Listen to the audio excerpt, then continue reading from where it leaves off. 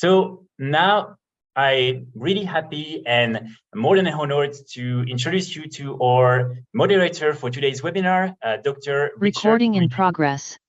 Dr. Richard Muneng is UNEP's Deputy Director for Africa and also our Regional Coordinator for Climate Change, and he will be moderating the different discussions for today's webinar. Richard, over to you. Thank you very much, Oscar, and welcome to everyone who's joining this webinar. Good morning, good afternoon, good evening. All protocols observed. Today, we gathered to discuss our understanding of loss and damage in Africa, the science, the policy, as well as the mechanisms to avert and minimize and address impacts. But this African proverb sums it up so nicely that never travel with a friend who deserts you at the notice of danger. We convene here as friends of Africa at a time when the dangers of climate change for the continent have never been more real and clear for us all. But our convening here is a testament that we are real friends of the continent and stand with her at this hour of need. The principle of loss and damage provides the clearest indicator of the continuing dangers of climate change to the most vulnerable, the majority of them in the African continent. And it is about climate risk that exceeds the limits of adaptation for a continent where adaptation have not been fully covered. Loss and damage, therefore, presents a far much worse risk because climate adaptation investments are underfinanced by up to 6 times as we speak today. And considering the loss and damage risk exceeds these staggering figures, the urgency for action is unprecedented. Therefore, this discussion today will address the highest level of climate risk, and the big question that will be answered by this webinar today will be, will we continue standing with Africa in this hour of need as true friends? We'll find out shortly.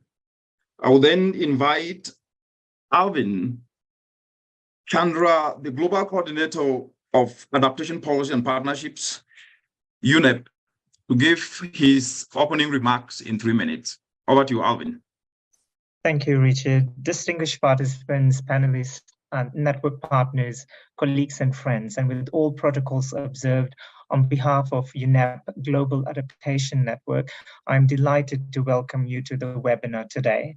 The webinar is the third of a series of regional awareness initiatives that we've organized to better understand the science, policy, and the practice dimensions of addressing loss and damage. We've held similar webinar for the Asia Pacific and the Latin America, Caribbean regions. And as Richard mentioned, today's webinar aims to broaden and deepen our understanding of the science policy dimensions to avert, minimize, and address loss and damage. I'm speaking from Kenya, where we have experienced a multi-year drought. Similarly, we've experienced and seen the record-breaking tropical cyclone Freddy in the continent. Freddy had resulted in a death toll exceeding 300 people across Madagascar, Mozambique, and Malawi. More than 700 people were injured and tens of thousands were displaced. So the impacts of climate-related loss and damage are more than just visible. Rather, they are felt and experienced by the most vulnerable communities and households. We also see many countries in the region, they experience cycles of floods, droughts, storm events, which is resulting in compound and cascading risks.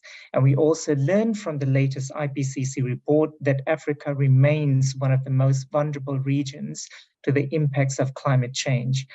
Just to put the stats,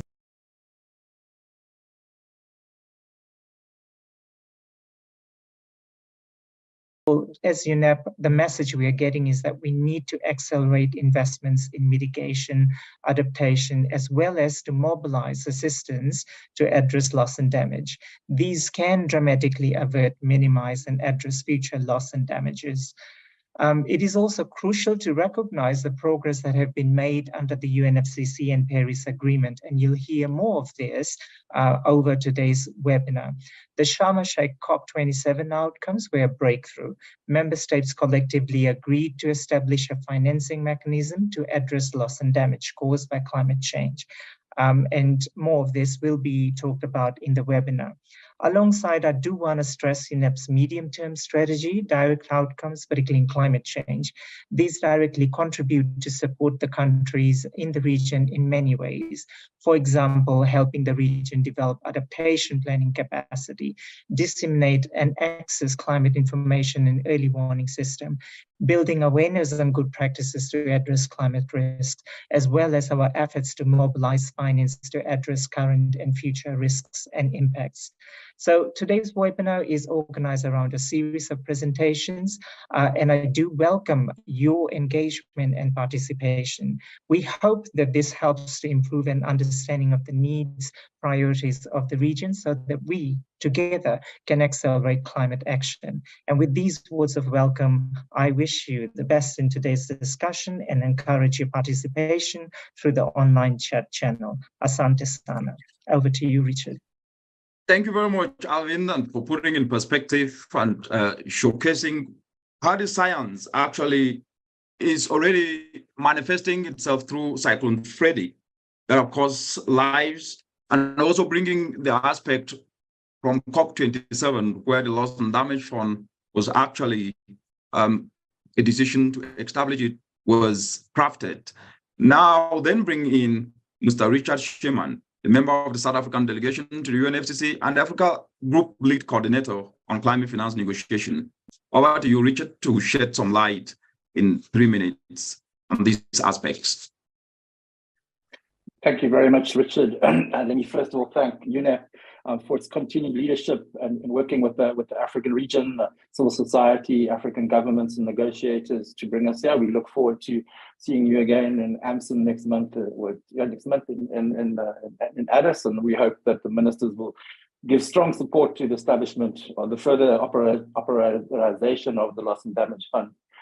So briefly, I think we need to assess, quite frankly, where we are. We're 7 years away from the 2030 target, 43% emissions reductions from all countries. It looks impossible. It seems that we are struggling politically at the negotiations level on agreeing about agenda items rather than talking about action. At the same time, we're 7 years away from the SDG targets, and the work coming out of the analysis done by Jeffrey Sachs's group is suggesting that hardly any countries, maybe 1 or 2 at the most, will meet the full scale of the SDG. So in fact, what we have, and at the same time, we're having political negotiations of how to quantify the global goal and adaptation with sub-targets. At the same time, we must conclude that not only is there a finance gap of billions and trillions, as you said, Richard, but there's also a confidence gap and a trust gap. And therefore, exercises like what we had in Sharm el-Sheikh by establishing a new fund and then tasking a small committee of governments to draft the fund and put it in place is actually an opportunity to address both the finance gap as well as the trust and the confidence gap. As co-chair of the Transitional Committee, we've taken it very seriously as Africa to deliver on this. And we'll update you later on our progress. I just want to finally restate what Alvin had really clearly said, is that loss and damage is happening now. It's not a future event. The targets for adaptation and mitigation are future looking. So therefore, we have to address what's happening to us now. It's happening all over the world. It's equally disrupting all developing countries and disenabling us to meet our economic goals and our poverty reduction goals. And therefore, it's incumbent on us to go to UAE COP28 and ensure that there's a full package of outcomes. It doesn't help us to just have an outcome on loss and damage fund. But we need to have strong action on mitigation, strong action on adaptation, and strong action on loss and damage. So I'll leave my opening remarks at that point. We look forward to the discussion with colleagues from the continent, and please reach out to your members on the Transitional Committee that are representing Africa. We will not fail you in our task. Thank you, Richard.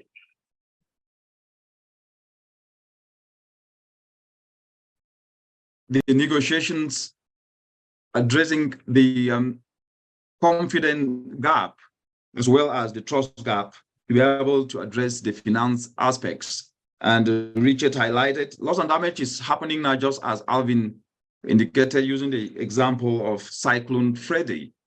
And therefore, strong action on mitigation, strong action for adaptation needs to actually take place. I think What we're going to do now is just to take 6 minutes and have an interactive session as an icebreaker, and then we will get straight into understanding loss and damage from a policy science interface. Over to you, Oscar, for the interactive session. Thanks a lot, Richard. And so as Richard just explained, just for the few next minutes, we will have a few questions for all of you. So I would invite you to go to the platform called Menti. You just want to go on menti.com and to enter the following code 53178912 in order to then join this Menti. And then we will just have a few questions just to get to know you a little bit better, and also for you to just share a little bit more about your experience with loss and damage, which is a very critical topic in the region. So let's start with, first of all, where are you joining us from? So which country are you joining us from? Where are you currently based in, or where do you work? So we would love to know exactly where. So as you can see, already a lot of different countries are being shared. A lot of people from South Africa. Surprisingly, a lot of people from Denmark as well. It's always great to have people from all around the world. And then we have a little bit of more people from Europe as well. I see France, I see the United Kingdom. Of course, I see a lot of African countries, Nairobi. I know that a lot of colleagues are joining as well from Nairobi.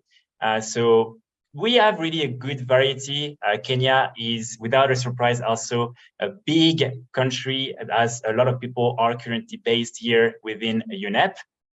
So it's great, again, to see so many people from all around the world joining. And I'm really glad to see, again, that we're able to bring everyone together to start these important discussions. So now I'll move to the second questions. The other question is, how familiar are you with loss and damage? So as you can see, you can choose between very familiar, basic knowledge, or not familiar at all. So we're hoping that either if you are someone with a lot of knowledge on loss and damage, you will still be able to learn something from today's discussions, and especially something about loss and damage in Africa and what we can do in order to scale up this important work. So I see that most people are in between familiar and basic knowledge, which is good. It means that you will still be able to participate actively in today's discussions, but also to learn a lot. I see that a few people don't really have any knowledge for now, which is, again, very good. You're here to discover this topic, and hopefully you'll be able to learn a lot. And then we have a few people who are very familiar with this topic. So again, during the discussions, if you have examples you want to share, you can use the chat option, you can use the Q&A, and it's great to also get to know a little bit more from colleagues who already have a lot of experience in this field. So I'm just going to leave a few more seconds so people can share some answers to this question. I see that we have 83 participants who are joining on Menti, which is really, really nice. So I think now we're going to move on the third question, but we can see that most people are between familiar and basic knowledge, which is great. And so the last question is, what is the key area of technical assistance your country and organization or community needs to basically scale up loss and damage? So as you can see, the different options include technical, financial, institutional, legislative, regulatory, education or awareness, human resources, or maybe this is something else. If this is something else, you can also share it in the chat, and like that, other participants and other colleagues can see what are other needs that you have when it comes to loss and damage. So I think we can see that some of the main areas are, of course, financial. There is a lot in terms of education and awareness, which is very interesting indeed, trying to close as much as possible knowledge gaps and trying to make sure that people are aware is one of the first priority. Then there is quite a lot also in terms of institutional, legislative, and regulatory. We have a couple of panelists and also participants who are from different institutions and governmental agencies, so it will be great also to hear from you. And then there is quite a lot also on technical. So I think overall, it's pretty safe to say that it's all a little bit equal. Human resources doesn't seem to be really a big area, but financial, education, awareness are definitely 2 points that we will touch on today during the discussions. So that's pretty much it for this really short Q&A session with all of you. And now I'll hand it over to you, to Richard. Thanks. Thank you very much, Oscar, for that icebreaker. And also the Mentimeter have showcased the aspect of finance quite very, very essential. Just as Richard said and Alvin said, it's a key aspect, but it needs the confidence and the faith gap to be closed, and also the dimension of education and awareness. We will now get into understanding loss and damage from a science policy perspective. And a colleague, Anne, from the United Nations Framework Convention on Climate Change, in the next 10 minutes will take us through so we can be able to understand loss and damage under the UNFCCC background history, the progress and the gaps to date. Over to you, Anne. Thank you, Richard. And if I could ask for my presentation to be up. Now, thanks to all the participants for joining us. I've been assigned a somewhat ungrateful task of telling you everything about loss and damage under the UNFCCC process in under 10 minutes. So forgive me if the presentation seems a bit rushed. I'll share it in 1 second, sorry. Yeah. We will be starting with a picture with the hopes that given that a picture, next slide. Yes. Yeah, hoping that a picture will be worth 1,000 words and help me expedite a bit. But while there is no official definition of loss and damage under the UNFCCC, loss and damage is generally understood as the negative impacts of climate change that have not or could not been adapted to. And some of the distinctions that are quite important at the negotiations level are those between slow onset events, which are those that are defined by the UNFCCC as developing gradually over time with impacts often based on a confluence of several different events, such as, for example, desertification, land and forest degradation, and extreme weather events, which are defined by the IPCC as whether those that are rare at a particular time and place, but that have more immediate devastating consequences. Another important distinction is that between economic losses, which are those that are resources, goods, or services that are usually traded in markets, and non-economic losses that can be understood as other less difficult to quantify items, but that are still a source of quite important value, like, for example, the loss of life, the loss of traditional culture and knowledge. Next slide.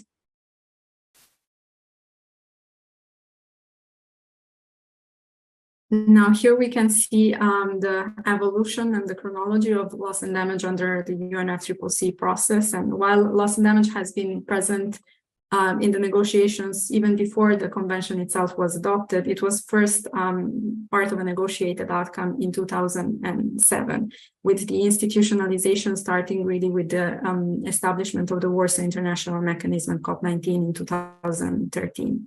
This has initiated a phase of setting up institutional arrangements and launching of technical work that culminated with the inclusion of loss and damage as a separate article under the Paris Agreement, Article 9, the establishment of the certain task forces and expert groups, or the establishment of the Santiago Network at COP25. And now we're slowly entering what has been defined as a new phase of catalyzing support at the country level. And maybe the most emblematic development here is the establishment of funding arrangements and a fund with the Sharm decision. Next slide. But looking at, let's say, the history of it, the Warsaw International Mechanism was the fulcrum of this institutionalization of loss and damage under the UNFCCC. And it is the main vehicle under the UNFCCC process to really address loss and damage associated with climate change impacts in developing countries. Next slide. It has three functions. On enhancing knowledge, strengthening dialogue and coordination, and enhancing action and support. Next slide. And it has right now quite a developed institutional structure with the establishment of the Santiago Network that I have mentioned before on providing technical assistance with the Fiji clearinghouse for risk transfer, and also with the executive committee, which has the which was established together with the Warsaw International Mechanism, and which has the important role of ensuring the implementation of the function of the mechanism through its work plans. Next slide. Now here we see a bit more in detail the institutional arrangements of the executive committee itself. And the executive committee reports back yearly to the UNFCCC on the implementation of the functions of the Warsaw International Mechanism, as aided in this work by 5 expert groups, one under each of its strategic work streams. So right now it is a fully developed institutional structure where for each strategic work stream, for example, in human mobility, there's quite an active task force on displacement. On comprehensive risk management approaches, the technical expert group on comprehensive risk management on slow onset events. We have an expert group. We have an expert group dedicated to non-economic losses and an expert group on action and support. And what is quite important is that all of these expert groups have their own dedicated plans of action that contributes to the implementation of the overall 5-year rolling work plan of the EXCOM. Next slide. And if we look at the key outcomes of COP27, these have been quite important, not just with the decision on the establishment of the fund and funding arrangements, but have really signified a shift on the work on loss and damage under the UNFCCC in many ways. For the WIM-EXCOM, we have parties have endorsed the second 5-year rolling work plan of the EXCOM, the second plan of action of the tech CRM, and also the third plan of action of the TFD. And these are all important because they signify a shift towards working much more intensely on providing technical guidance to countries and implementing the mandate on technical guides that the WIM-EXCOM has received from COP25. On the Santiago network side of things, we have mature institutional arrangements now, which have been endorsed by parties at COP27. And the COP27 had also established quite a specific process for the selection of a host for the Santiago network. And then, of course, the loss and damage fund and funding arrangements don't really need an introduction. Next slide. And talking a bit more in detail on the Santiago network, it was established, as we have seen, at COP25, and it really aims to catalyze technical assistance of relevant organizations, bodies and networks and experts for the implementation of approaches to avert, minimize, and address loss and damage at different levels, including national and local levels. And the Secretariat, in this interim period, while we are waiting for our selection of a host, the Secretariat has the mandate to continue to support developing countries that may seek technical assistance. Next slide. And while parties have strengthened the Santiago network at COP26 by agreeing on its functions, and at COP27 on the institutional structure, there were high expectations for COP28 and prior at SB 58 on the selection of a host. But unfortunately, with the fact that at SB 58 parties were not able to come to an agreement regarding a host, the full operationalization of the Santiago network is now expected to be at least slightly delayed, but we're hoping that it will come to fruition at COP28. Next slide. And this is just an example of some of the activities that the Secretariat of the UNFCCC is undertaking in the interim. Next slide. Now, quickly on the loss and damage fund and funding arrangements, these were, of course, famously established at COP27, but prior to this, at COP26, there was the establishment of a Glasgow dialogue, which provided a platform that allowed, in its first session, parties to highlight concrete gaps in the current funding and funding arrangements. And now with the establishment of the funding arrangements and fund, and the establishment of a transitional committee for the operationalization, which has been tasked in preparing recommendations to be adopted at COP28 CMA 5, the Glasgow dialogue itself has become part of this path towards this operationalization. And next slide. This is really just to give you a visual of where we are at the moment. The transitional committee in the decision from Sharm has in front of itself a very clear path of a series of appointments and a series of occasions to really discuss and help it craft recommendations that will consider both the institutional arrangements of the funds, the elements of the funding arrangements, the sources of funding, and coordination and complementarity issues. And we're really halfway through now after the Glasgow Dialogue. And if we can just go to the next slide. The Glasgow Dialogue just took place at SB 58, and now with the Sharm decision, one of its mandates is really to inform the work of the Transitional Committee, and discussions that have taken place have focused on the operationalization of the new fund and funding arrangements, as well as maximizing the support for existing funding arrangements. And the SBI chair is currently in the process of finalizing its summary report, which will be published next week, and which will hopefully further contribute to inform the work of the Transitional Committee. And just the last slide, this is to give you a visual of what the expectations are looking ahead towards COP28. We're expecting to have an endorsement of the recommendations of the Transitional Committee regarding the funding arrangements and fund. On the technical assistance side of things, we're hoping that COP28 will lead to a selection of a host for the Santiago network, but we will also probably have some interim provisions for the support to be provided to countries. The EXCOM report of this year will also be adopted, and we are expecting that the issue of the WIM governance will remain unresolved as it is now. I hope I have been quite close to time. I have measured myself, it's 11 minutes, so sorry for this, but I'll leave it at this. If you have any questions, I will be here. Thank you. Thank you so much, Anne, for that succinct and very elaborate presentation that have actually brought out a historical journey 30 years ago when loss and damage first surfaced, and culminating as a highlight of COP27, which was a historic moment for the first time to address loss and damage and take the concrete step of setting up a fund. We've also highlighted the issue and how it further developed into the WASO implementation mechanism, which promoted actions to address loss and damage.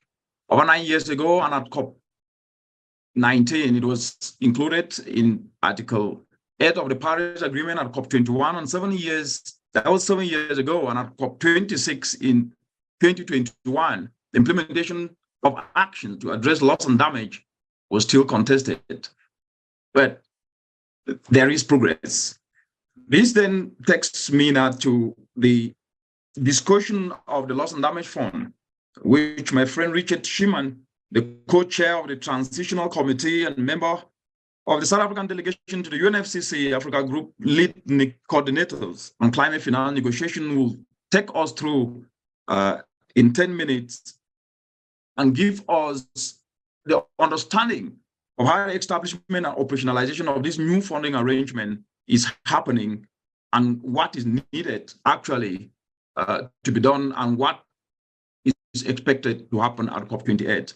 Over to you, Richard. Thank you, Richard. So, as Anna had said, we had the very important decision in Sharm el-Sheikh to establish a fund. So the fund exists. It just doesn't have, it's a skeletal body, right? But it exists, and it exists just in name. The Transitional Committee process is a function of how we establish funds in the past. So you establish the fund, you then establish a Transitional Committee to transition from that decision to an operationalization decision, which is what we meant to achieve at COP28. The decision spoke very clearly to both a fund and funding arrangements. It also spoke very clearly to coordination and complementarity across the entire multilateral system that is dealing with components of humanitarian response, disaster response, economic recovery, it's the MDBs, and reconstruction issues. It also spoke that we needed to deal with the issue of sources. I mean, in that case, it spoke very clearly about not just the traditional sources on the obligation of developed countries to contribute, but also looking at innovative sources. And so those are the four main occupations that we have. The fifth thing that it said to us is go and look at the gaps. So we've spent a lot of time this year so far looking at gaps in the institutions, gaps in the priorities.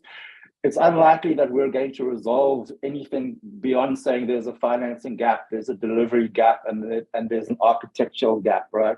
And so those are the sort of 5 components that structure our work. As Anna had said, we're probably halfway through the 20 days that we were given to design this. And I think this is an important feature. We don't have to answer all the questions. We have to take the decision from Sharm el-Sheikh to the point in United Arab Emirates where the fund can actually start working. So in other words, we have a secretariat, we have a board, we have some resources, we have some purpose, and the COP will give then or delegate then the responsibility of defining the programming priorities, what the fund does, how it works beyond a very vague mandate. So what we will end up giving the COP to consider, and we hope that once we conclude our work, it's not reopened and the COP just adds the political impetus around resources for the fund, is I would say a compartmentalized decision, one that talks to the fund, and that set of recommendation will probably be in the form of a terms of reference that will include the role of the board, the role of the secretariat, what are the initial principles and priorities and scope and objectives, and then we'll discuss very generically how you access the fund, how we deal with stakeholders, how we deal with the nation states who has the obligation to mitigate and adapt and to address loss and damage. We'll deal very superficially on issues of reporting, on standards and safeguards, et cetera, et cetera. We believe this is very, very achievable. The core component in this discussion, or the underlying component, is: are we setting up a new institution? So is this a new institution that will be established at COP28, or are we using existing institutions, almost like what they did at CBD COP15, where they put the fund within the Global Environment Facility? And so we're busy looking at all these various options. There is no perfect option, right?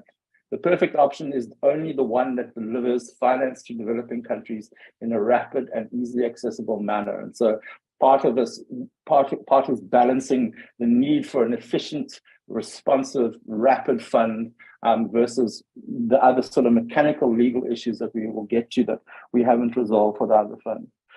So we expect that to be delivered, and we hope to make progress in Bangkok in the next 2 weeks at our next workshop. Developing countries have already made a submission as a collective group on the transitional committee on what we expect from the fund. The second component of the decision will be this thing called the funding arrangements. Now, the funding arrangements really talk about normative policy practice to other institutions. So, for example, we probably can envisage a whole set of recommendations to the multilateral development banks, to the international creditors and developed countries that hold the debt of developing countries around debt suspension clauses, et cetera, et cetera. So the funding arrangements are generally what we as the parties say to other institutions that are not COP-based institutions. So for another example is the issue of non-economic losses. We know there's a UNESCO, the World Educational, Scientific and Cultural Body, has a UNESCO World Heritage Fund and looks at protecting World Heritage sites. So are we in a position to now make a recommendation to UNESCO to say, consider a loss and damage action window within your fund that can support non-economic losses, or even in the case of protection of valuable ancestral resources or manners which to commemorate or to record these things. So that's generally what the funding arrangements will be. They're not going to be binding on those institutions, and there's a very big discussion within the transitional committee on how to measure, monitor, and track any of those recommendations. Richard. Yeah. Yes, proceed, Richard. We lost you. Okay. A bit, sorry. yeah. So the third component of the decision is going to be the transitional arrangements, further transitional arrangements. So if, for example, we are establishing a new institution, which is the preferred option of developing countries, then we need time. We will probably need a year before we need an interim secretariat to help the board establish the new secretariat, right? So what we are talking about a process for next year. So the fund will probably be operational in terms of being able to assist developing countries, probably I would assume the earliest in 2025, which is a delay, but if we choose the option of a new institution.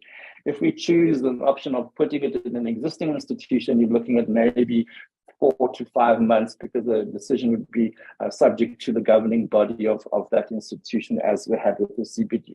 So that's really where we are.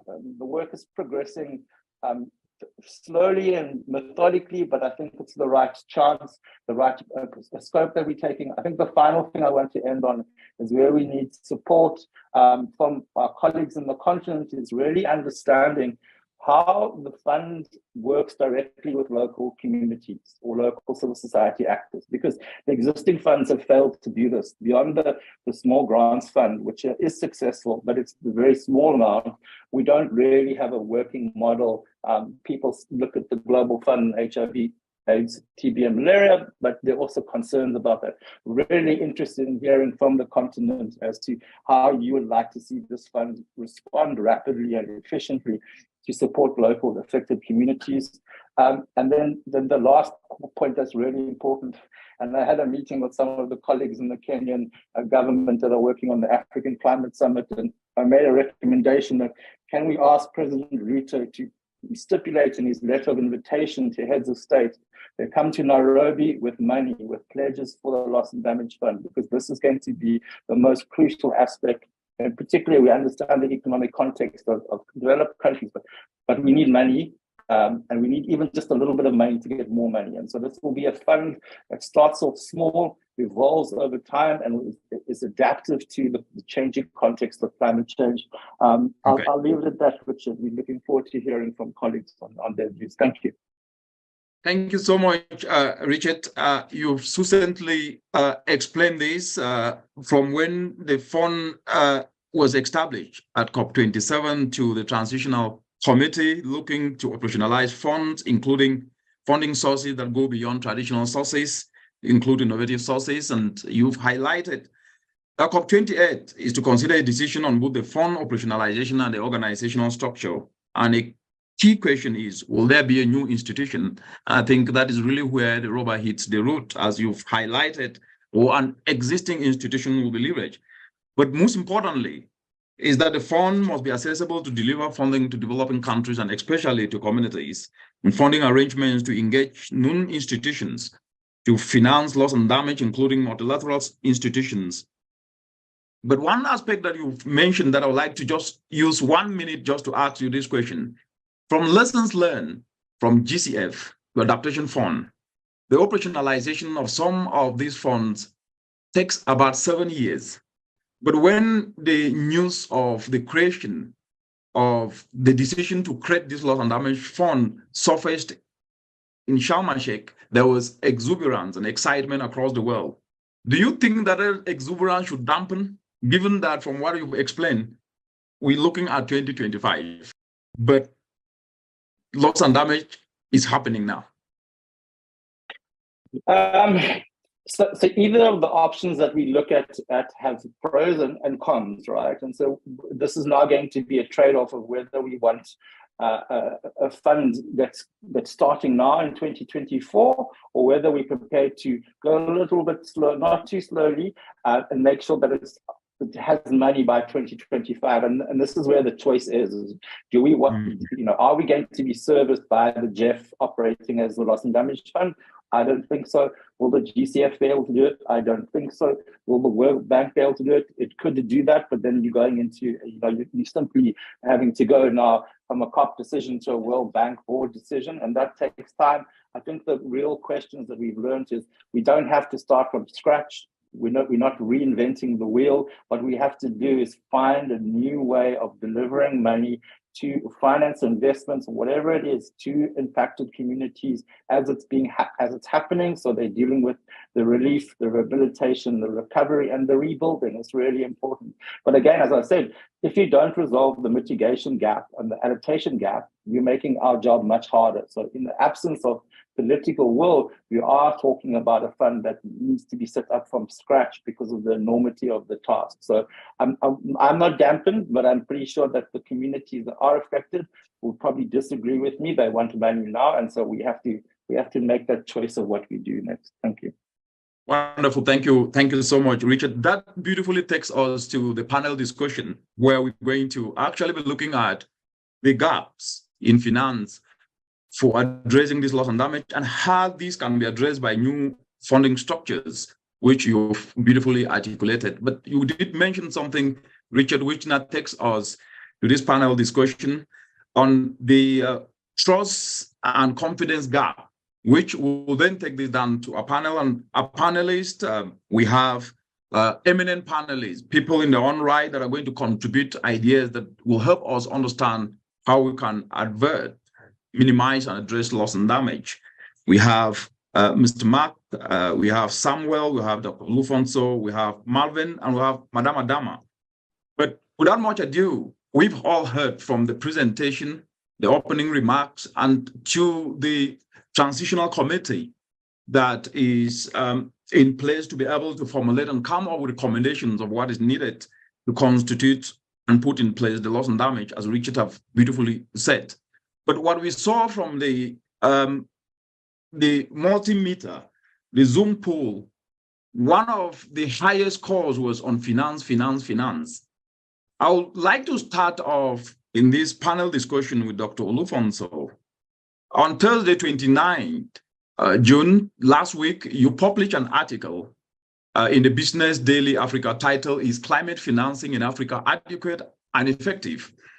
And you indicated in that article, the continent of Africa needs 3 trillion between 2020 and 2030. So in 7 years from now, we're supposed to be providing about 277 billion, but the continent receives just barely about 30 billion annually, which is just 11% as you articulated in that article.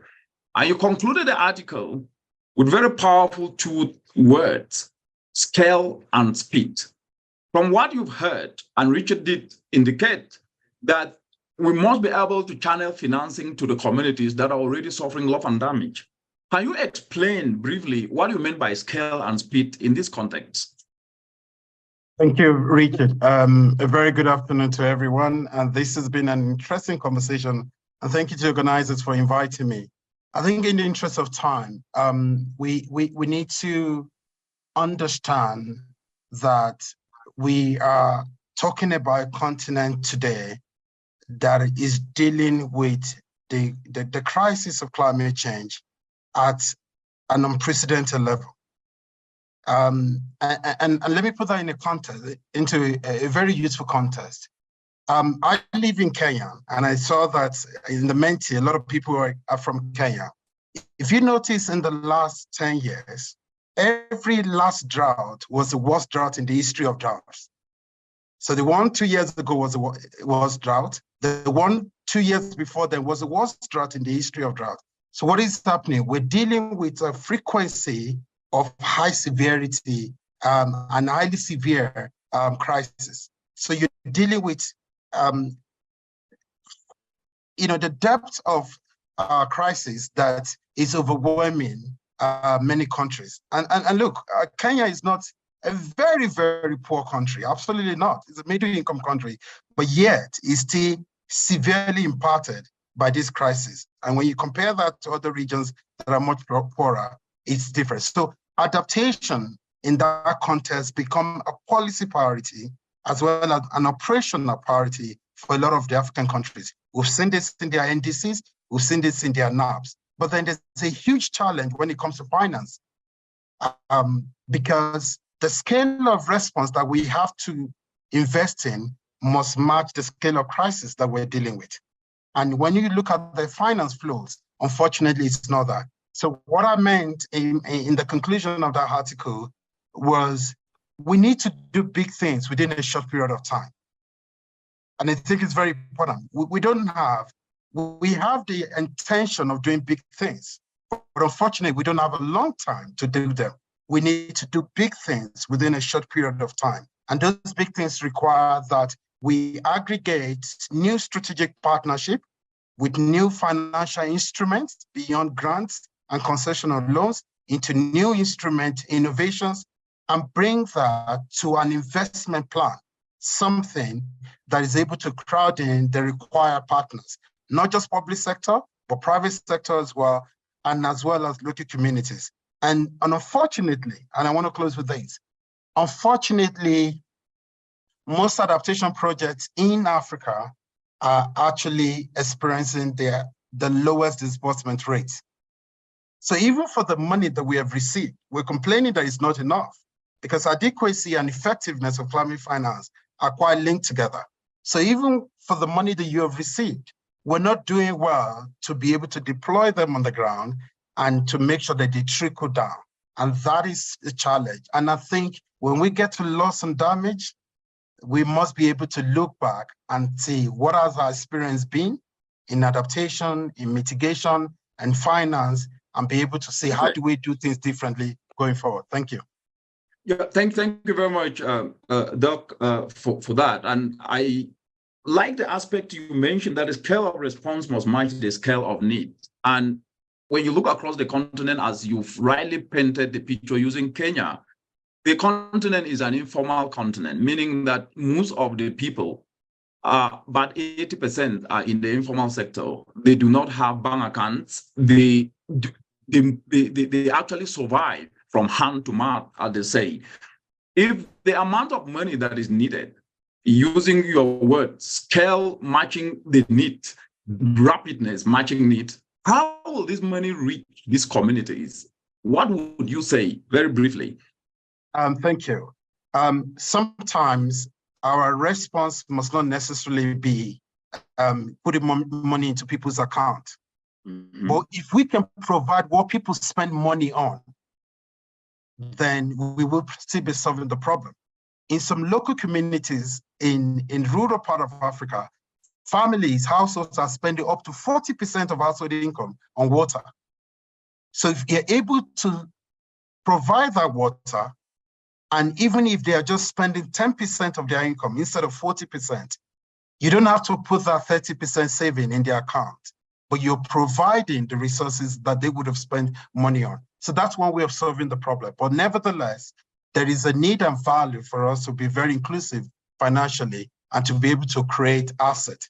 So it is very important to look at that. And that's why the role of communities become very important in this. Wonderful. That beautiful answer takes me to the Gulf of West Africa.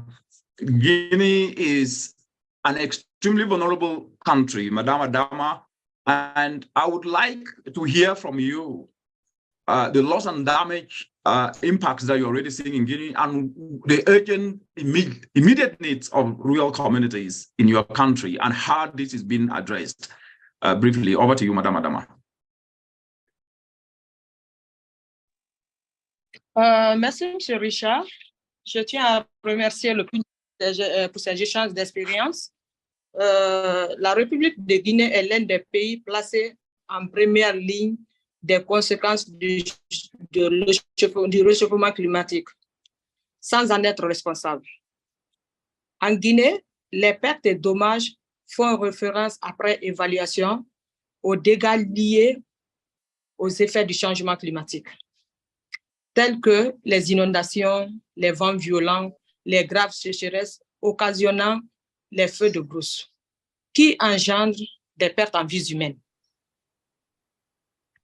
des disparitions des terrains cultivables, des disparitions des infrastructures, la disparition de certaines espèces fauniques et floristiques.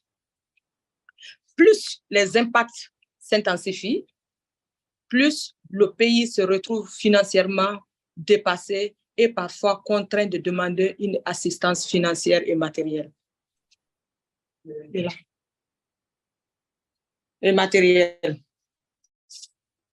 Et malgré tous les efforts consentis par les autorités et les partenaires, le pays est toujours confronté à des besoins financiers, techniques et matériels. Pour faire face aux dommages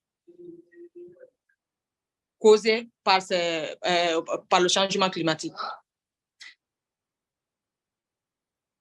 La République de Guinée reste confrontée à d'énormes difficultés à nos jours.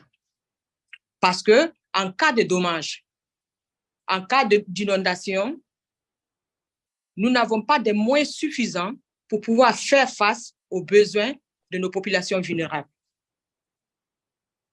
Aujourd'hui, les besoins immédiats de nos populations vulnérables se situent à plusieurs niveaux. Nous avons le niveau des vivres, parce qu'en cas d'inondation, par exemple, je prends un exemple, en cas d'inondation, la population vulnérable perd déjà les vivres. Ils n'ont pas de quoi manger, de quoi se nourrir, de quoi se vêtir. Ils n'ont pas d'habitat. Donc aujourd'hui, nos besoins immédiats aujourd'hui, parce que tout récemment, au mois de mai, il y a eu même un cas d'inondation qui a impacté une partie, presque toutes les communes. Et pas plus tard que la semaine dernière, nous avons un grand médecin qui a perdu la vie dans l'inondation. Et ces problèmes nous posent, nous n'avons pas de moyens actuels. Parce que c'est vrai que quand il y a inondation, quand il y a dégâts, quand il y a perte de préjudice, les autorités viennent avec les moyens de bord. Mais il reste beaucoup à faire. Aujourd'hui, nos populations ont besoin de moyens de subsistance, ont besoin de premiers soins. Yes, Madam. Oui. Yeah, let me just jump in here. You said the people need a means to livelihood, which is very true.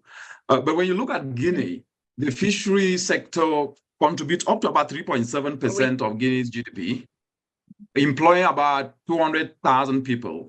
And this is critical to enhancing the economic inclusivity in Guinea. But this sector is at risk, as you said, of this irreversible climate impact. So my question to you is there something being done? To what extent do you think, if you take the fishery sector, do you think value addition solutions, for example, pool storage and solar power drying, will this help build the community resilience from what you are seeing? I would like to get your thoughts in this very briefly.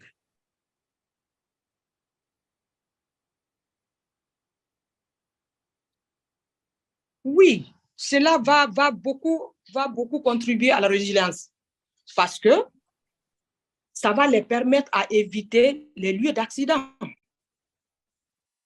Ça va les permettre à éviter de détruire la mangrove qui est en train de l'inondation, qui est en train de la montée de la mer. Donc, c'est une meilleure solution aujourd'hui. Ça, c'est des nouvelles technologies pour la protection de la mangrove. Donc, c'est l'une des meilleures solutions pour vraiment renforcer notre résilience. Excellent.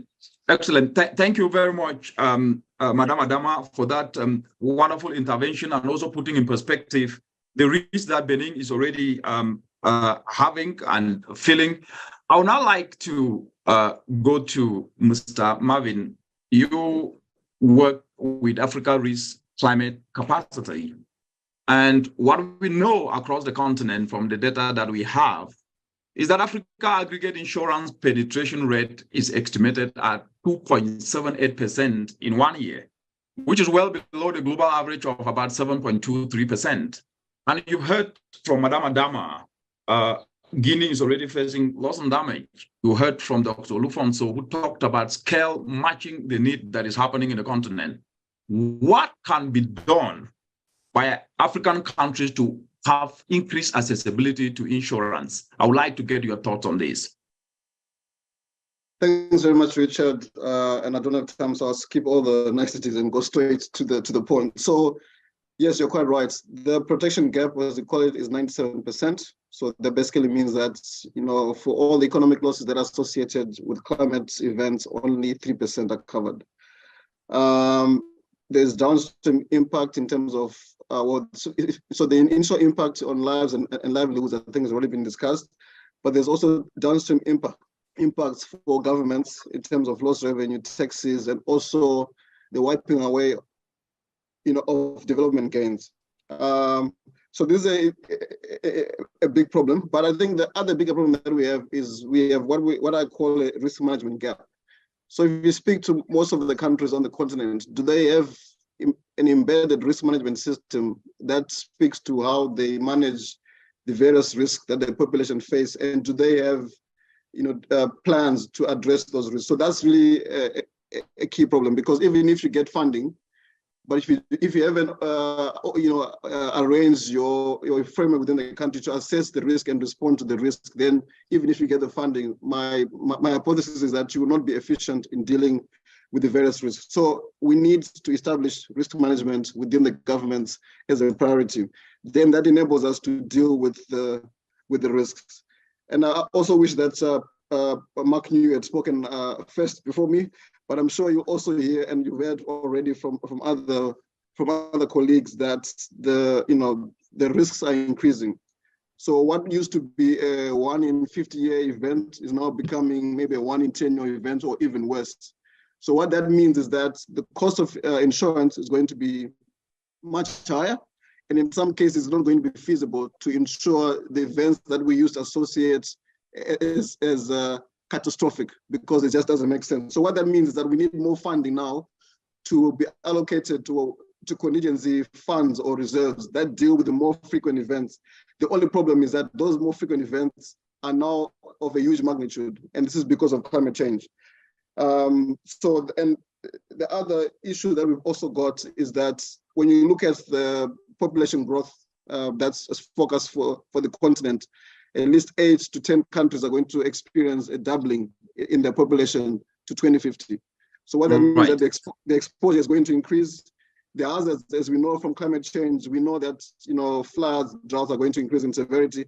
But equally also important, there are going to be new perils that we haven't really spoken about, because they're not really been in the limelight. So here I'm talking about heat waves. A lot of places are going to become unlivable because of the heat. We're also going to see more outbreaks and epidemics, because climate change is going to induce more and more of these things. So from a hazard, it's all going up. From an exposure, it's going up, and from a vulnerability, given all the here and now issues that we were talking about, and the fact that there is no funding, my hypothesis is also that the vulnerability is going to increase. So when you put all these things together. So, Martin, let me just jump in there. Let me jump in there. You mentioned risk management gap, and that's very important. But what we also know is that insurance is business, and it will flow to where there is a promise of income, which then means that even the most vulnerable, if they are not able to drive enterprises that build their resilience, then definitely they wouldn't be able to pay back, even if they were to be able to have access to insurance. So my question to you is, there is the Nairobi Declaration on Sustainable Insurance, which we saw over 85 insurance companies in Africa for the first time commit to creating about 14 billion insurance facility to cover about 1.4 billion citizens against the climate risk that you mentioned, flood, drought, tropical cyclones in the next 27 years. So what would you say, very briefly, so I'll move to the next panelist, that needs to be done at every level so that insurance can optimally respond to build resilience of communities in the continent? So I think there's a bit that's being done, but it's not enough. And that's really the allocation of funding to vulnerable communities in risk pool. So we are a risk pool. Governments have access to funding that they can use to respond to vulnerable communities, but it's not enough. I think that's really the key thing. But I think that what we also need is to understand that with the 97% protection gap, there's not going to be a single silver bullet. Different interventions have to take place in different circumstances. So you need both micro, meso, as well as the macro insurance to take care of the problem. And then also you also need to build to reduce the vulnerability of people. So people need to be able to rely on other income streams that are not necessarily dependent on agriculture, which is very difficult because more than 60% of the continent on average are involved in agriculture. But this is a multidimensional problem. But of course, the first thing to do is governments need to take advantage of the facilities that are available.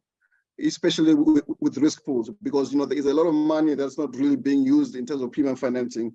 So that's really important. So I'll leave it there. There's so many things I could say, but we don't have time. So yeah, thank you. Thank you very much, Malvin, for actually explaining that in very easy way to understand. I will now move to Prof. And Prof, well, the science is clear, unequivocally clear. And what I would like you to just put in perspective very briefly, do we have enough information? You heard from Richard, he talked about gaps. Well, and there are also gaps that I don't think that scientifically can be measured, confidence and data gap. In addition to the data to effectively identify and quantify loss and damage resulting from climate change. What has been the missing link here that you can be able to tell us? And how are we closing this using the science that we have? Over to you, Prof. Thanks, Richard. So just quickly, my expertise really lies in the attribution of climate change impacts and adaptation. And I wanted to introduce that so that you could understand how this sort of fits into the idea of loss and damage. So what does this attribution of impacts actually mean? I mean, first we need to try and quantify how much the human-driven component of a particular climate impact has contributed to an observed impact, whether that's ecosystem, social, or economic. And second, we also try to quantify how much adaptation might have reduced this impact. And that's kind of the residual impact that you would get without adaptation. And that, as Richard was saying, is where loss and damage really sits. It's the residual impacts that would be experienced either because there wasn't money for adaptation, or adaptation couldn't happen, or because you'd reached essentially physical limits to adaptation and there was nothing more you could do. So if we can do that kind of work, then we can actually start to quantify loss and damage in a sensible way, in the way that it's actually framed within the convention. And one of the challenges, I think, at the moment is distinguishing between damage generally from climate risks and the additional damage that comes from human influence on climate. And that's a really, really tricky thing to do. So I think the attribution community has got to the stage where they can really do that reasonably well regarding the hazard itself. So if it's an extreme event or a drought, we kind of have the technical capability to quantify how the risk of that drought has changed, as Malvin was saying. What we don't really have at the moment is the ability to say, what does that mean in terms of on-the-ground damage with and without different levels of adaptation? Because there you need essentially a good understanding at a very local context of how a hazard propagates through into producing impact on the ground, and also understanding of what the levels of adaptation are. Otherwise, you can't really just discuss what loss and damage looks like. So really Rob, let me just jump in there. Yeah. Yes, I think you are bringing up a very important aspect of the knowledge and the data gaps and the understanding of adaptation limits, and also then the linkage to be able to quantify and qualify what is loss and damage, that an attribution to the changing climate. But I just want to bring this up, and I think after this, we will get back to the second round, actually, when we hear from the panel. But I just want to, having known what we know today, why did it take 30 years for this issue to finally come to where it is today, when the science and the knowledge was very clear? Because, well, one of the challenges has been that the science on attribution started off by just trying to make the case that climate change was happening at a global scale, and actually fighting the disinformation that came from vested interests around, is this something we should worry about? And it's only in the last, I would say, decade that we're able to start to look at attribution at the scale of where the impacts happen. So in a village, in a river basin, so where, at the coalface of adaptation. So the science really has only been fit for purpose, and actually not fit for purpose for all types of hazards, even yet, at the scale where the impact happens. So we're now on the cusp of being able to actually say something useful to inform our understanding of how climate change has contributed to losses and damage. But the final point I wanted to make is that we don't really want to get bogged down into this exact quantification, because everything is so case and site specific that if we get bogged down in trying to figure out exactly what the residual damages are in every particular case, we're going to just get totally bogged down and never actually end up with any relief or financing. So for me, the challenge is how to create general rules, a bit like weather-based index insurance, that allow us to have general rules that are based on science, but then allow for rapid delivery of relief in the case of loss and damage. We don't want to be arguing every single bullet point, of every single context. We need something that works rapidly, efficiently, and is acceptable and reasonably scientifically robust. Excellent. Thank you very much, Prof, for that, bringing that perspective. And I like the aspect of the attribution. And for us to move away, getting bogged down on whether the science is actually providing perspective to the realities of loss and damage. Now, I'll then get to you, Samuel. Well, Africa is a young continent. And these young people are energetic, they're passionate, they're entrepreneurial, but yet they're at the forefront of loss and damage, and of course, the risk of climate change, as you've heard. What I want to ask you, and I want you to go straight to the point, is have young people been forgotten in the fight to win back against climate change? And if so, what do you think needs to be done? Okay, thank you so much. And it's been a wonderful conversation so far. So I would say that young people has been forgotten in the fight for climate action in regards to assessing the resources needed for them to, boost up their work. And then from our own end, part of what we've been doing is to take up research to actually understand the concept of loss and damage, especially those in vulnerable communities, and then using some sub-Saharan African countries as case studies where we've discovered how vulnerable they are, their risk and threat vulnerability. And then we've also been able to carry out some systematic reviews in these particular regions to know what their ultimate pressing needs are. So for we young people, the part of our role in this whole thing is trying to provide young people with knowledge to close those knowledge gaps that exist in the climate space, and also organize capacity building trainings and workshops to make sure that they have the right skill and the right ability to address climate change. And this has been a major growth for us.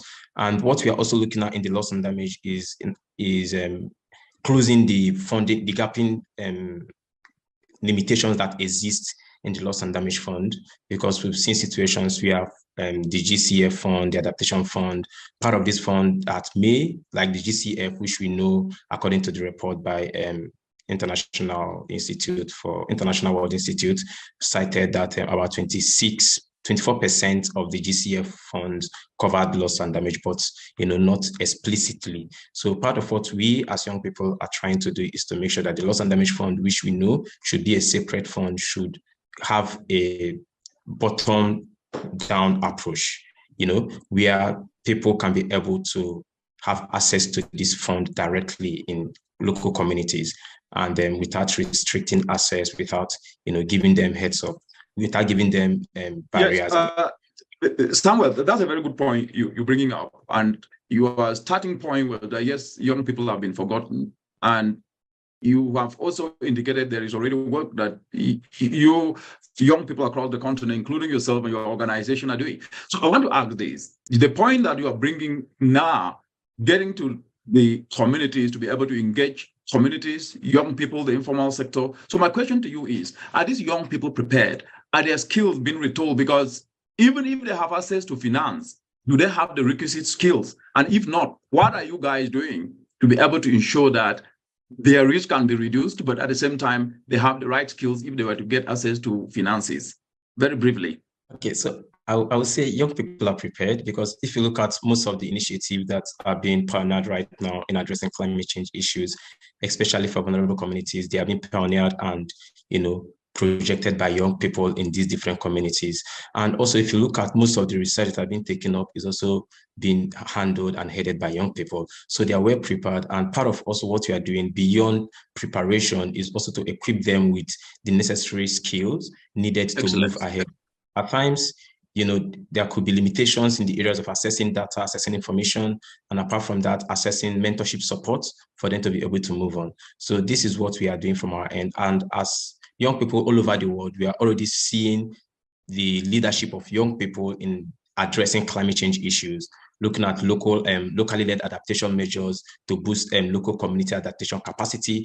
Apart from that, looking at advocacy championed by young people, looking at campaigns. So there's a lot of things young people are doing. But the question that we are actually confronted with is, when are young people going to be invited or onboarded on the decision-making board or decision-making table to take part in the policy process, in the negotiation process?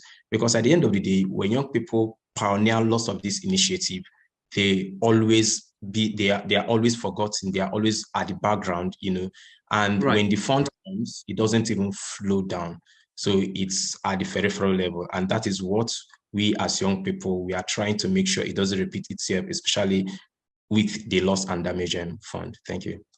Excellent. Yes, the proper preparation prevents poor performance. So from what you are saying means you guys are prepared to make sure that you are part of the table. But always remember, if you are not part of the table, you are part of the menu, and then get a folded chair and set up your own table. I think that is what you are doing. And thank you very much for the great work you are doing across the continent. I will now then get to Oscar to put up questions or the release from the audience so we can be able to get feedback from panelists. And then after that, we'll get back to each panelist to give his last word before we conclude the session in a couple of minutes. Oscar, over to you. Yes, thanks a lot, Richard, and thanks again to all these great presentations. I see that we have a few people who raised their hands, so let's first go through these different questions. First, we have Dr. Ala. So Dr. Ala, normally you are now able to speak, so please over to you to ask your questions very briefly. Thanks. Yes, and keep it briefly, please, because we run out of time. Go ahead, please, straight to the question. Hello, do you hear me? Go ahead, yes, please, straight to the question. I would like to ask Miss Anna about her presentation. She presented a very interesting presentation, but the presentation involved only two mechanisms, Warsaw International Mechanism and Santiago Network. Why she didn't talk about Sunday framework for disasters also? Thank you very much. I would like to express my happiness that I am here with you all. Thank you very much again. Thank you very much, Dr. Ala. That was very brief indeed. And I think we can take 3 questions, Oscar, and then get to colleagues to be able to provide feedback. That will save us time. Perfect. So then just after that, we have Bob Mentiu. So Bob, normally you are now able to speak. So please formulate your question. Over to you. Bob, unmute and then go straight to the point. Yeah, I see that Bob is still muted, unfortunately. So while we're waiting for Bob, let's maybe try to see with Aissata Sisse. Aissata, please, you are now normally able to speak. Bonjour. Bonjour. Vous me recevez? Oui, très bien. Ok, d'accord. Bonjour à tous et à tous les organisateurs. Et franchement, c'est une bonne initiative et les thématiques sont intéressantes. Maintenant, ma contribution, c'était par rapport à la prise en compte des jeunes. C'est un commentaire. Je ne sais pas, est-ce qu'on veut dire que dans les grandes décisions au niveau de la gestion des changements climatiques, qu'on ne voit pas assez de jeunes? Parce qu'il me semble que par rapport aux pertes et préjudices, quand il y a les questions d'inondation, généralement, les jeunes sont au centre dans la résolution. C'est eux qui aident les parents à pouvoir évaluer évacuer rapidement, à pouvoir s'adapter de façon continuelle. Donc, pour moi, à ce niveau, ils sont là. Sauf si on pense que dans nos débats de haut niveau sur les questions de changement climatique, est-ce qu'ils sont insuffisamment absents? Voilà la problématique que je voulais comprendre dans le cadre de la prise en compte des jeunes. Merci beaucoup et merci à vous tous. Je suis très ravi. Merci beaucoup. Yeah, thank you very much, Asita, for bringing up that aspect, which is noted. And I think Samuel did bring that up. And actually, the youth are not only the drivers of climate and loss and damage, but they are actually the epicenter and they cannot be ignored. Thank you very much. I think, Oscar, we might be able to read comments from the chat so that at least we can get those to panelists to be able to give perspective. Yes, we already answered more than 100 questions, and a big thanks to all the panelists. I'm just going to try and see if Bob is available one more time. Bob, maybe try to unmute yourself now and ask your question. Otherwise, if Bob is still unable to unmute, I'll then go to Akwe Abul. Akwe, over to you. And then after that, we can start answering the questions. Thanks. Akwe, over to you. All right. Good afternoon. Go straight to the question, please. Right. Thank you very much. My question is going to the panelists, looking at the fund that is established, the Loss and Damage Fund, and other funding entities that were actually established.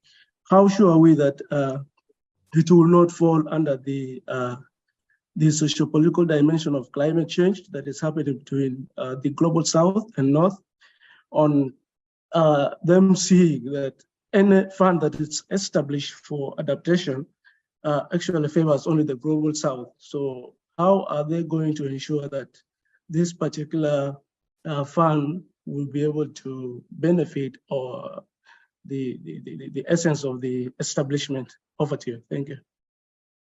Thank you very much, Mr. Abul. I think with these three questions, we can get answers from colleagues. I think the first question was to Anne.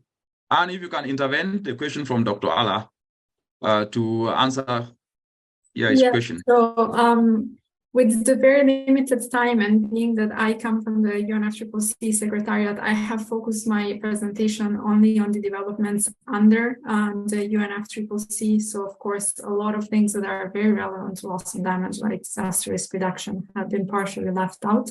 But I would also like to underline that one of the expert groups of the UNEP-GAN, which is the technical expert group on comprehensive risk management, is quite active on comprehensive risk management approaches, which of course are very much linked with disaster risk reduction. And UNDRR is also part of that expert group. So there's quite a bit of linkages with the Sendai framework and the disaster risk aspects. Thanks. Thank you very much, Anne. And then the question on youth. Only involved at operational level in supporting communities, but not at strategic level. I think all the panelists, can you provide in 30 seconds each a response to that, just rapidly? I'll start off with Madame Adama Alesi. 1 minute. Allô? Allô? Allô? Yeah, we can hear you. Yes, on can hear you. Revenez sur la question, s'il vous plaît. Le réseau balance. Are you ensuring that youth are engaged at a strategic level in your country to be part of these loss and damage discussions? Very briefly, please, 1 minute. Oui, pour garantir l'implication des jeunes au niveau de mon pays dans les pertes préjudices, dans la gestion des pertes et préjudices, je pense que il faut jouer sur les questions d'ordre politique, parce que il faut qu'il y ait une volonté politique par rapport à l'implication de ces jeunes d'abord, qu'il y ait la volonté politique des autorités concernant l'implication des ONG dans la gestion de ces crises. C'est vrai que nous sommes en train de parler de l'implication déjà chez nous ici. Les jeunes sont impliqués à travers les ONG qui interviennent en cas d'inondation, en cas de feu de brousse, en cas, je ne sais pas, en tout cas, en cas de perte et préjudice, ce sont les jeunes qui sont les premiers à être sur les lieux parce que ce sont les jeunes qui sont solides par rapport aux personnes âgées. Mais sur le plan institutionnel, il faut une volonté politique des autorités de la place pour que les jeunes soient mieux impliqués dans la situation de gestion des dommages. Excellent. Thank you very much, Madam Adama. That was really great. I think I'll get to Richard Shiman, my namesake, on this question from Mr. Abdul. That how sure are we that loss and damage fund will benefit those that it's been targeted? If you can use 30 seconds just to give an answer to that, then I'll get to the panelists with their final word so that we start to run up. Yeah, thanks, Richard. And it's an important question, but part of it is not going to be resolved right now by the transitional committee. It will be resolved by the board of the fund and the systems it puts in place to ensure accountability of finances. Right now, the preference is for money to go directly through direct budget support or policy-based support to national governments, but we understand that there has to be a separate, distinct channel to give money to communities, and therefore this is why some of the existing institutions won't be able to do that. So it might be actually easier to create new mechanisms in the new institutions to deliver these things. And again, it's a question of management and accountability. Thank you. Thank you very much. It's a question of management and accountability. And Samuel, I'm coming to you, and this is your last word. You heard question of management and accountability. How do you think that countries can be accountable to the youth, as well as also the youth accountable when it comes to actions? 1 minute. Okay, thank you so much for that question. Countries can be accountable for the youth through creation of or establishment of a policy framework that aligns people's thoughts and will into a particular perspective. And by so doing as well, it goes back to the youth also being accountable, because part of what we are also pushing as youth for the Loss and Damage Fund is establishment of a policy framework that holds leaders accountable, and also that ensures that these funds are being tracked, they are transparent, and we don't have to hear stories of people making promises and not being fulfilled. So through policy framework and also through tracking of these funds, we believe that there can be accountability across both sectors between the youth and the government. Thank you. Excellent. Yes. My question to Dr. Luz Fongso and to Prof. and Mr. Marvin is, recently, you must have heard in the news, His Excellency President Ruto of Kenya, the chair of the Committee of African Head of State, during the just ended summit for the new Global Financial Pact, towards the realization of Agenda 2030, he underscored the need for a global financial tax where countries pay commensurate to their economies and where the fund is managed by an organization of equals to ensure fair access to financing for sustainable low carbon development. What is your take on this?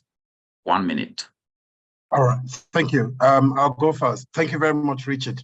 And I thought that idea by President Ruto was very important, because if you create a loss and damage fund that you expect developed countries to put money into it, then they have to accept a legal liability for them to be responsible. And Richard Sherman, we can argue this later on, and I want to be blunt here. They would never accept any liability in order to be able to say they are financially responsible. However, if we create a mechanism where the global emission industries and sectors can be taxed, and you put that money into a fund, adaptation fund, we'll be talking about hundreds of billions of dollars and managed entirely. So when you think about funding arrangement, it's important for us to be able to think out of the box. That's the one. Number two, it's also very important to understand that we've done some things well. We've created enormous financing and investment in early warning systems. What we haven't done is early actions matching those systems. So you have to be able to respond quickly based on something. So we know when the next drought is going to happen. The question is, what are we going to do ahead of that time? And that's where you have the critical mass of young people, young entrepreneurs, bringing ideas and innovations together to be able to be part of the body of solution. And that global finance can trigger that. I'll keep you there for now. Thank you. Thank you very much. And I would then now move to Marvin. You've heard early action will make the difference.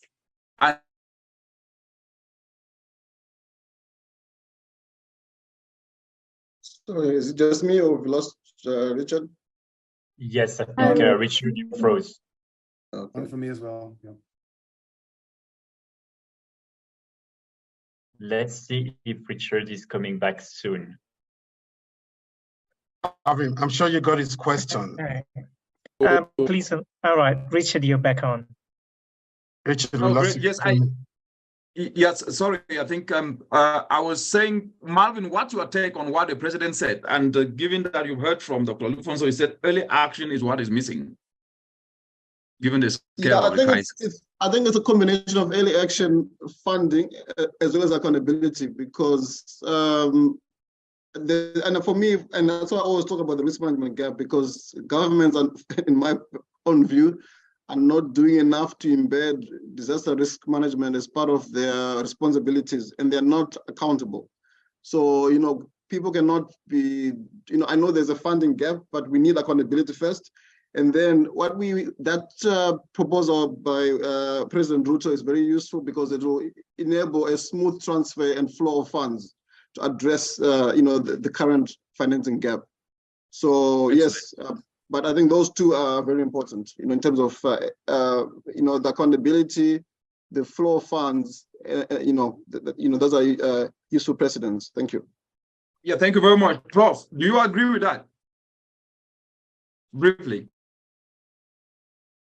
Well, I think one of, so certainly the fewer strings and conditionalities that are attached to funding enables much more flexibility and probably more rapid delivery.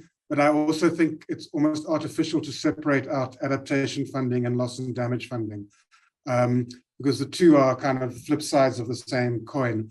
And so one has to be thinking in terms of climate financing on the risk reduction side of those in a much more integrated way than perhaps the architecture allows us to at the moment. Why do we have a separate loss and damage fund from an adaptation fund? Why are we not thinking about integrated climate risk reduction and risk management and financing? So I know we're victim of kind of the architectures we live with, but it does seem to then mean that you're ending up with a very imperfect way of allocating resources in the ways that are most appropriate for different contexts. Thank you very much, Prof, and thanks a lot. Amazing panelists and presenters for this discussion today. Very, very important. We've heard, and the message is quite very clear, that the scale and speed needs to match the reality. And from this discussion, what is coming out very clear is that loss and damage is not something that is happening tomorrow, it's happening today. But the enabling policy environment to incentivize youth action to ensure that insurance can actually establish risk management and assessment to enable effective, impactful coverage with funds is needed.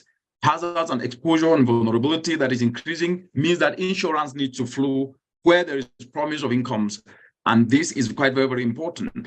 But the aspect of distinguishing loss and damage with climate change and from human-induced action, what we actually heard and understood is that understanding adaptation limits and understanding also misinformation regarding attribution of impact, limitations of science, and challenge of creating general rules that are acceptable and within science backing is quite very, very important. Where the young people, very crucial in the process, and that they are not just sitting idling and asking for funds, but they are playing a role. And leveraging on the ingenuity can make us to move forward, but they must be part and parcel of decision making. We heard very clearly that we cannot be able to move forward without actually closing gaps, from financial gaps to trust gaps and to confidence gaps. And overarchingly, the enabling environment to move forward needs to be created so that we can build resilience and at the same time tap into opportunities. But one interesting aspect is early actions are always better than actions later. We now come to the close of our discussion and I'll hand over to Oscar to say a word as we run up. Oscar, over to you. Thanks a lot, Richard. And of course, thanks a lot to all the different panelists. And thanks again, Richard, for the great moderation. So as I've already mentioned, we received a lot of questions through the Q&A. We answered already more than 120 of them, but there are still a few that haven't been answered. So please rest assured, we will make sure to come back to you by email and answer these different questions. So a big thanks again to all the participants for taking the time and for your active participation. It has been really great. And we will make sure, of course, to also share with all of you the recordings, some of the key takeaways from the discussions, and more information about what is happening in the region in terms of loss and damage very soon. So a big thanks to all of you and wishing you all a great rest of the day. Thanks. Thank you very much. And do have a lovely evening, morning, afternoon, wherever you are. Bye-bye. I just want to come in a quick reminder. There is a Global Goals Adaptation webinar happening next week, and we look forward to welcoming you then. Thank you. Yes, thanks a lot for the reminder. Thanks, everyone. Bye-bye. Bye-bye. Thank you, everyone. Merci, au revoir et à la prochaine. Au revoir. Merci. Merci.